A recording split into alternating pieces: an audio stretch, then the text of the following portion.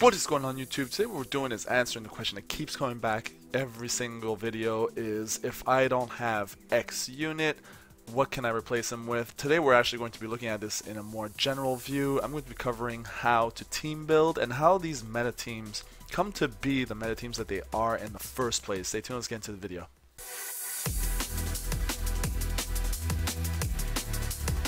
Alright guys, so we do have a brand new giveaway as promised. It's actually going to go right through to February 18th, just because we're going to let Valentine's Day pass by. I think it's a great time to kind of close off this new giveaway. So as usual, same rules. You have to be a subscriber, you need to like the video, and you need to listen for the 2 questions I'll be asking you throughout the videos from now all the way up until the 18th. And comment the answers down in the comment section below, and that is how you enter the giveaway. It's going to be $50. I think that was a good number for the last one, so we're gonna keep rolling along with that while I figure out how to kind of change up the way I do giveaways so it's a bit easier to go through instead of having to count out comments and then restarting if I follow my own responses. I'm working on it, guys. But anyway, so that's what we're going to be doing for this one. With that being said, we're going to get right into the video.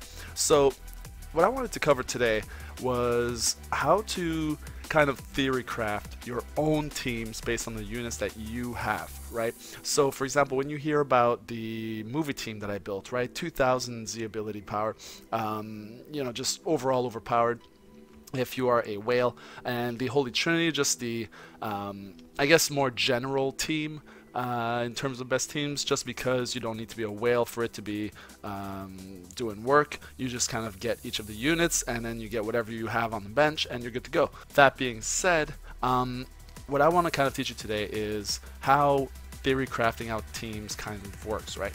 So the first thing we're going to talk about are Z abilities. So now if we go over into our little buddy Shally here, we've got Z abilities. So you see that he gives a tag bonus, right? So I mean, this is pretty standard. You can put on equipment and you will increase that even further, so you can get, depending on what it is, an extra buff to your Z ability power.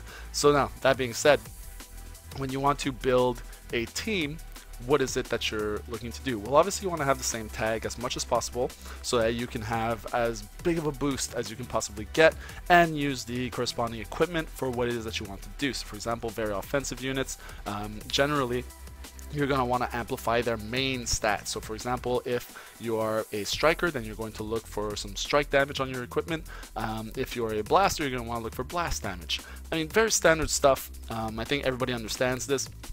Now, as far as how the teams are built, well, now you're looking for buffs that go beyond just the standard ability bonus, right?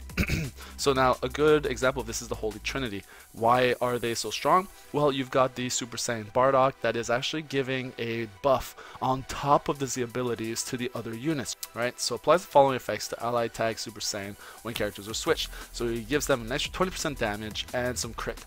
And when you have units that are already strong like Gogeta, that also self-buffs, and Broly, which also self-buffs when he takes damage and has very high stats and so on and so forth, well, you're looking at a whole lot of solid synergy to those units, right? Plus, Bardock himself gets a buff by just being with other Super Saiyans, right? So the following effects will occur when this character enters the battlefield. If attacked Super Saiyan on this character is a battle member, 30% to damage inflicted, more key recovery, reduced costs, all that good stuff. So self buffs here are what we're going to be looking at, as well as synergy.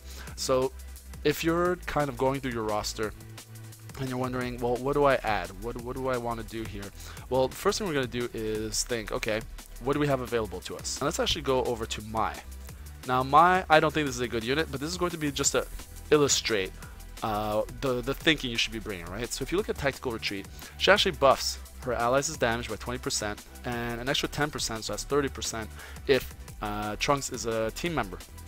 So if you were to do something like this, and then we were to toss on, let's say, the new Trunks, well, here you have green-blue, and you've got that solid buff coming in, right? Now, I don't recommend bringing Mai, but just for illustrating what we're doing today, we're going to leave her on.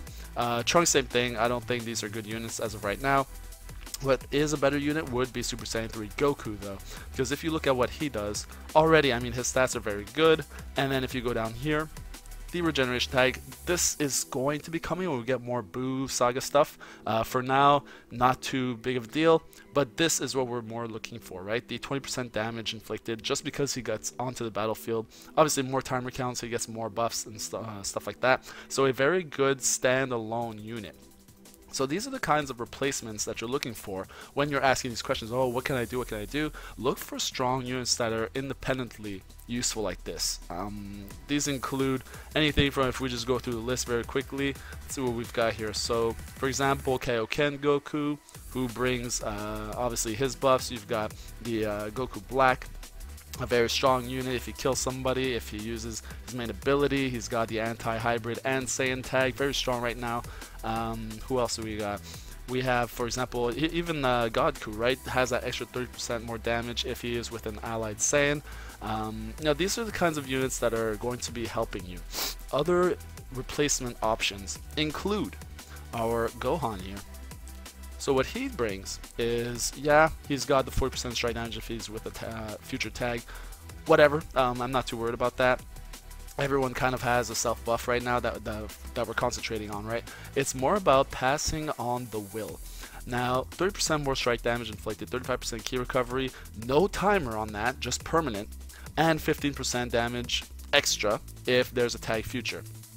So essentially, when this character dies, so that means the Rising Rush, that's going to happen no matter what, right?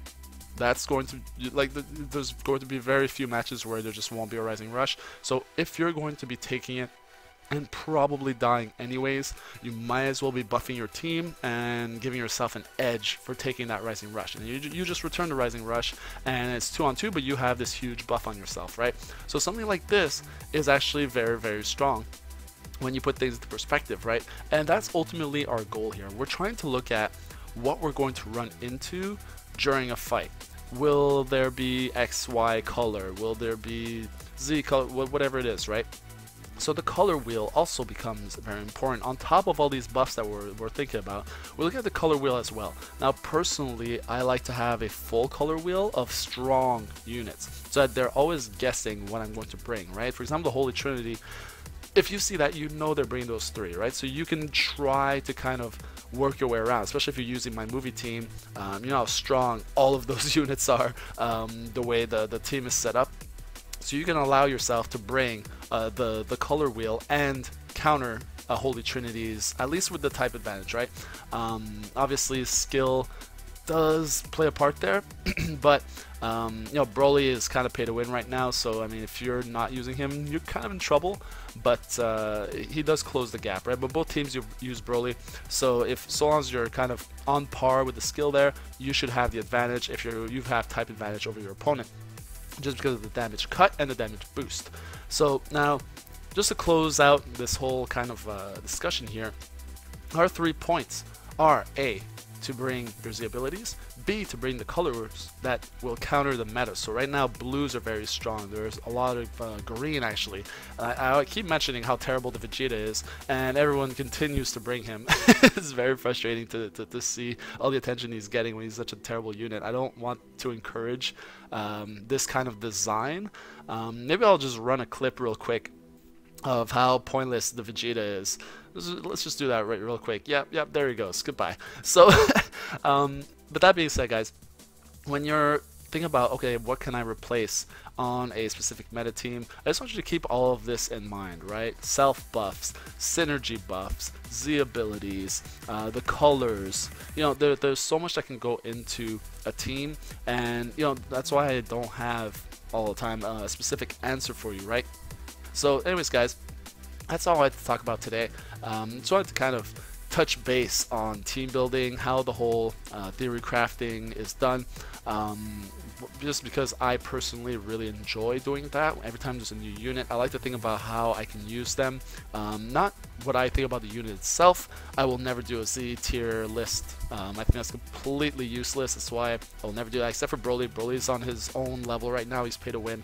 It's not 100% pay to win, but he definitely closes the skill gap if you're using him and your opponent is not.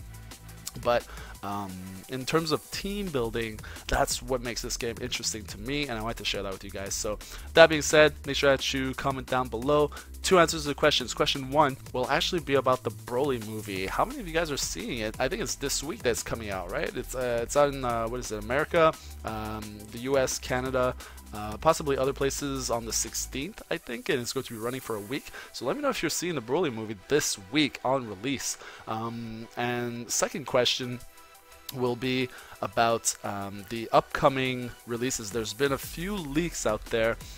We're all thinking it's Gogeta, but a lot of the leaks are saying that it's not what we think, but expected nonetheless. So I'm not quite sure what that means. Is it Gogeta? Is it not Gogeta?